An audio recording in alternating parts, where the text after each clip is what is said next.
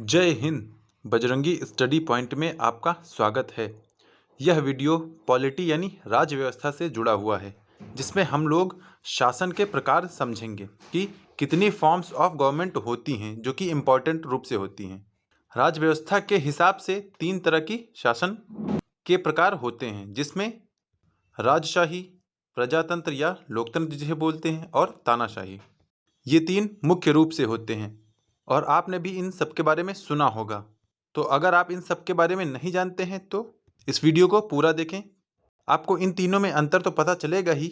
और भी 1-2 फॉर्म होती हैं, जैसे राजशाही में ही एक होती है कॉन्स्टिट्यूशनल मोनार्की, और प्रजातंत्र या लोकतंत्र में ही होता है रिपब्लिक, जिसे गणतंत्र बोला जाता है। और हम लोग इन सब की कंट्रीज़ के बारे में भी बात करेंगे कि कौन कौन सी कंट्रीज़ किस किस तरह के शासन को फॉलो करती हैं। तो सबसे पहले बात करते हैं राजशाही या मोनार्की की। राजशाही का सीधा मतलब है जहाँ पर राजा का शासन हो। तो यहाँ पर सीधा होगा राजा का शासन, यानी कोई भी जनता यहाँ पे इन्वॉल्व नहीं होगी, सीधा राजा ही यहाँ पर शासन करेगा और जो राजा बोलेगा वही सब कुछ माना जाएगा। यानी राजा का वचन ही है शासन, वैसा कुछ यहाँ पर होता है मोनार्की में।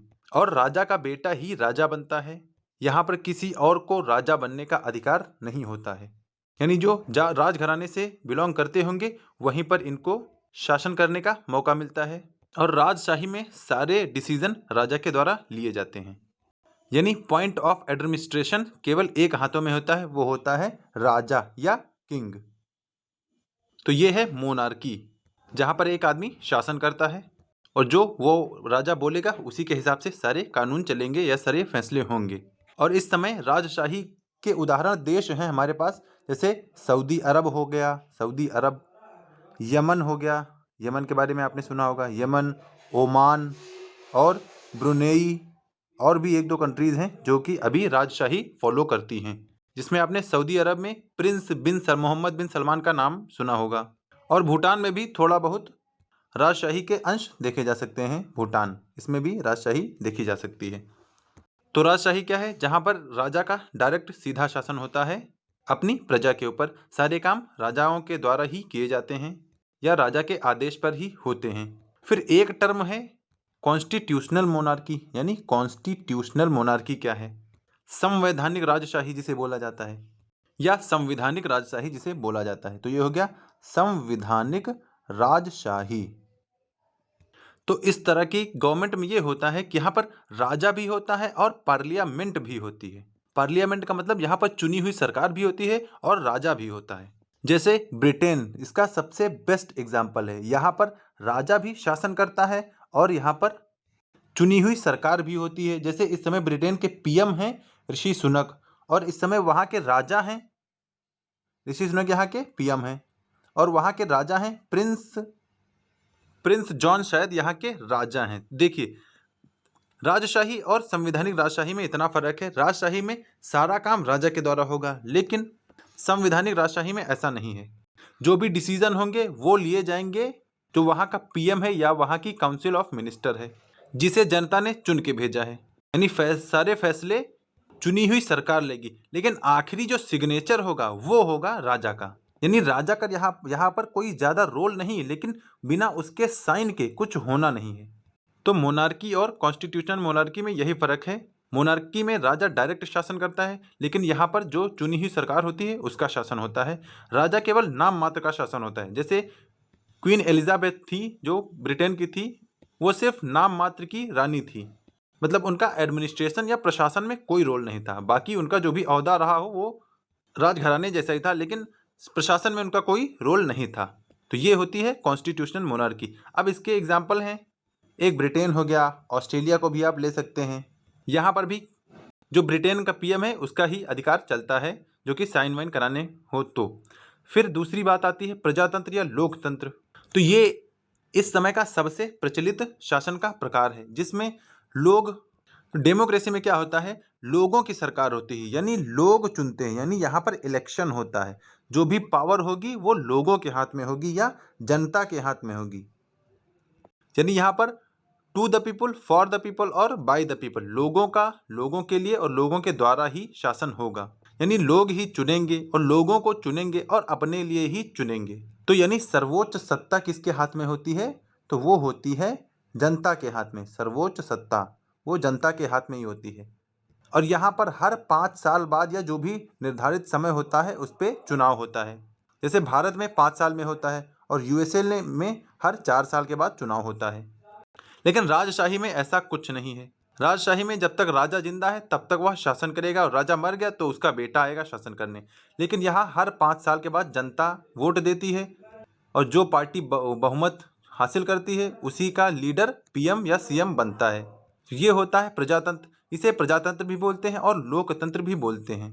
और जो जितनी भी लगभग मैक्सिमम कंट्रीज़ हैं वो सब इसी फॉर्म ऑफ गवर्नमेंट को फॉलो कर रहे हैं। वो चाहे इंडिया हो, चाहे यूएसए हो, चाहे पाकिस्तान हो। हालांकि पाकिस्तान में तख्ता पलट होता रहता है लेकिन फिर भी वहाँ पर भी डेमोक्रेसी ही होती है।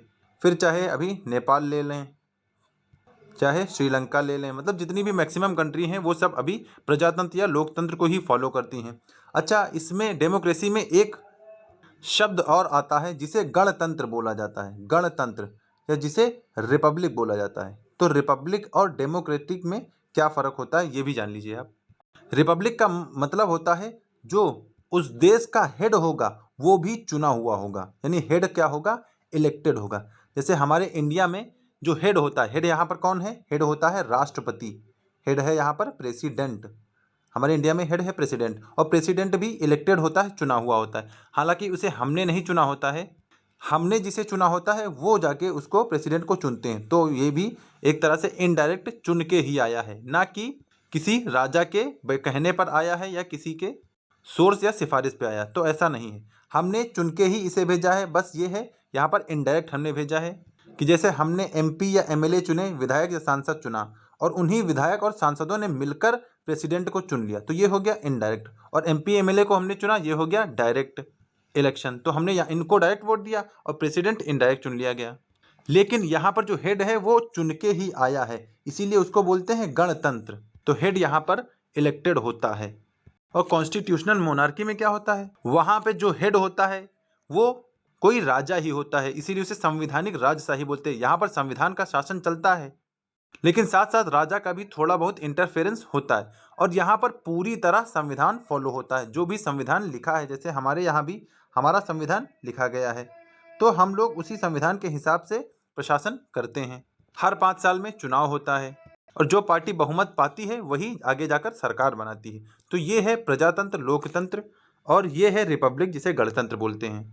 और रिपब्लिक डेमोक्रेसी में ही देखा जा सकता है, ना कि मोनार्की या कॉन्स्टिट्यूशनल राजशाही में। फिर आगे बढ़ते हैं, डिक्टेटरशिप यानी तानाशाही की बात करते हैं। देखिए, तानाशाही डेमोक्रेसी का ही एक बिगड़ा हुआ रूप है। जैसे जनता ने किसी एक लीडर को चुना 5 साल के लिए, अब वो लीडर बहुत ज़्यादा फेमस हो गया तो उसने अपनी ताकत के बल पर अपना टेन्योर या कार्यकाल बढ़ा लिया।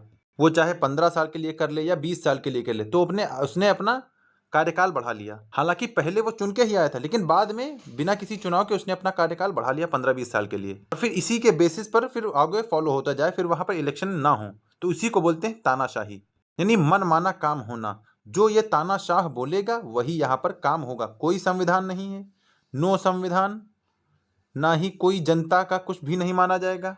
सारा प्रशासन एक तानाशाह के हाथ में होगा, जो अब चाहे अपना वो मनमानी कर सकता है। अगर वो कहेगा हंसने के लिए तो आप हंस सकते हैं, अगर वो हंसने के लिए नहीं कहेगा तो आप हंस नहीं सकते हैं। जैसा आपने नॉर्थ कोरिया के बारे में सुना होगा, वहाँ का तानाशाह कौन है? Kim Jong Un. आपने बहुत ज़्यादा सुना होगा नॉर्थ कोरिया का किम जोंग उन। और क्यूबा भी इसी तरह का एग्जाम्पल है। क्यूबा जिसके लीडर थे पहले फिदेल कास्त्रो। फिदेल कास्त्रो का क्यूबा भी है। और कभी कभी तानाशाही पाकिस्तान में भी देखी जाती है, क्योंकि जो पाकिस्तान आर्मी के चीफ होते हैं वो कभी कभी तानाशाह का भी काम करते हैं। तो राजशाही में राजा का शासन होता है और संवैधानिक राजशाही में राजा भी होता है और चुनी हुई सरकार भी होती है। लोकतंत्र या प्रजातंत्र में जनता चुनती है अपने शासक को और यहाँ पूरी तरह संवैधानिक काम होता है। जो भी संविधान में लिखा होगा उसी हिसाब से काम होगा और हर 5 साल या जो भी निर्धारित समय है उसमें चुनाव होगा। और तानाशाही में क्या होता है? एक आदमी जिसे पहले चुन के भेजा गया था, बाद में उसने खुद को तानाशाह घोषित कर दिया और अब वो अपने हिसाब से वहाँ पर काम करवा रहा है। तो अब मुझे लगता है आपको राजशाही, लोकतंत्र, तानाशाही, संवैधानिक राजशाही और गणतंत्र में डिफरेंस पता चल गया होगा।